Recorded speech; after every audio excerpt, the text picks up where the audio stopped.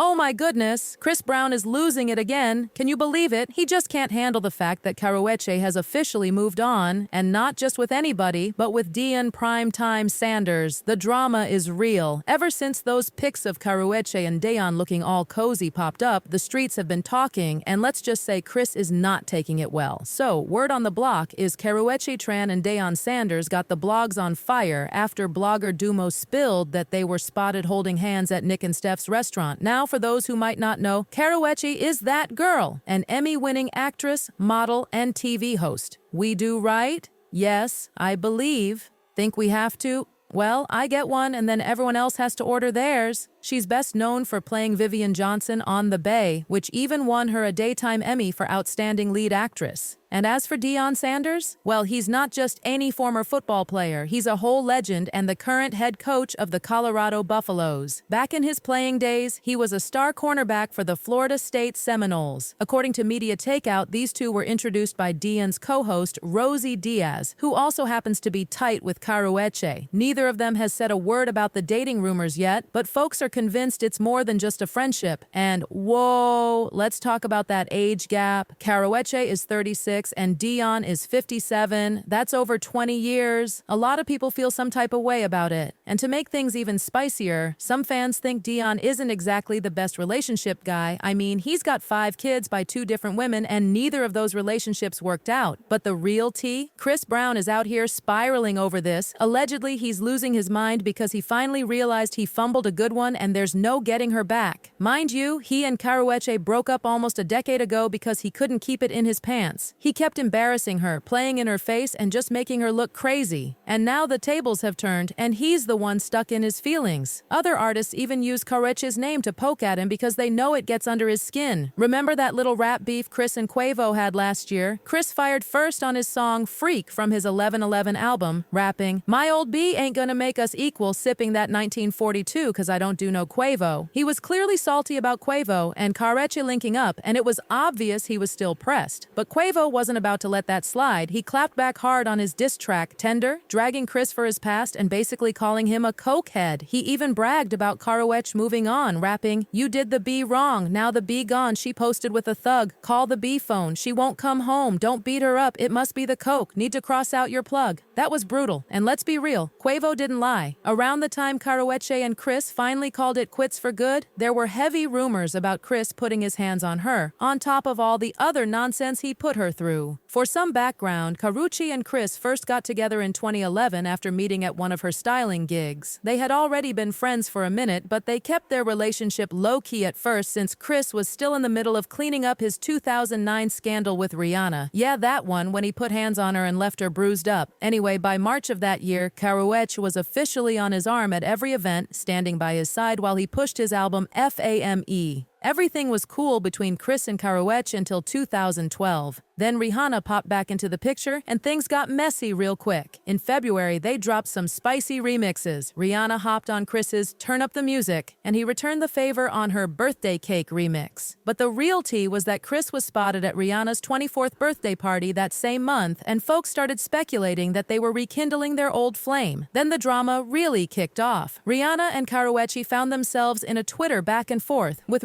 calling Karrueche rice cakes, a not-so-subtle jab that referenced birthday cake. A few weeks later, things got even wilder when Chris got into that infamous NYC club fight with Drake. This was during Now's manager's birthday celebration, and let's just say, bottles were flying. Chris ended up with a big gash on his chin, and multiple people got hurt bad enough to need hospital treatment. After all that, Chris went and threw shade at Rihanna on a remix of Kanye's Way Too Cold, rapping, "Don't F with my old B, it's like a bad fur, every industry end done had her, y'all the shade." Rihanna caught that real quick and unfollowed him on Twitter, but Chris tried to backtrack like, "I ain't say no names, so if you feel some type of way, that's on you." Now, while Chris was out here making a fool of himself, he was still with Karrueche. And oh, it got worse. In August 2012, Rihanna did that emotional sit-down with Oprah, talking about how she still loved Chris and how they rebuilt their friendship. Where does your relationship with him stand today?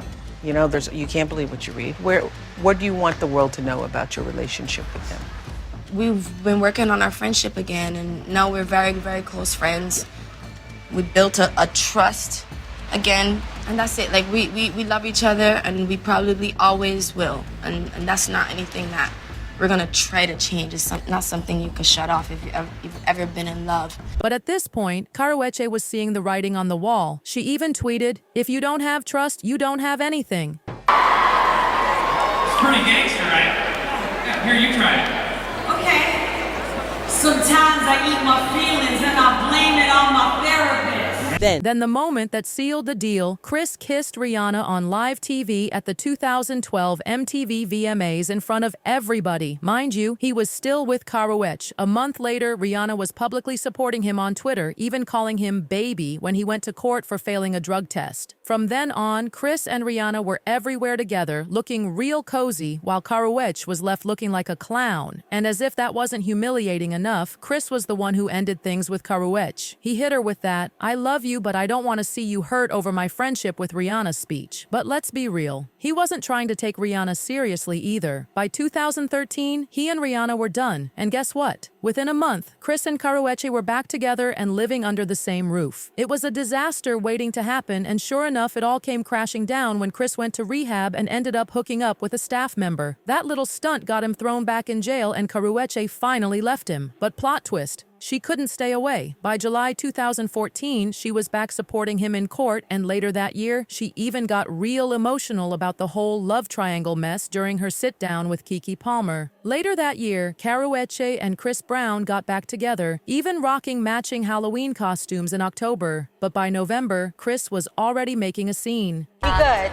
You know, like, they want to be a part of that circle. So really, are your friends going to tell you leave that? He went off on the hosts of The Real after they questioned Karrueche's decision to stay with him. He called Adrienne Bailon a trout-mouthed A and threw shade at Tamar Braxton, calling her the ugly sister. She's good. Yeah, she's not here, but she's good. Oh, it's amazing, man. Christmas is coming up. Around this time, Chris also told Hot 97 that he was locked in with Karrueche for life and even planned to marry her one day. So you can imagine how shocked fans were when he suddenly announced their breakup at Power 106's Cali Christmas concert. He bluntly told the crowd, "I'm single."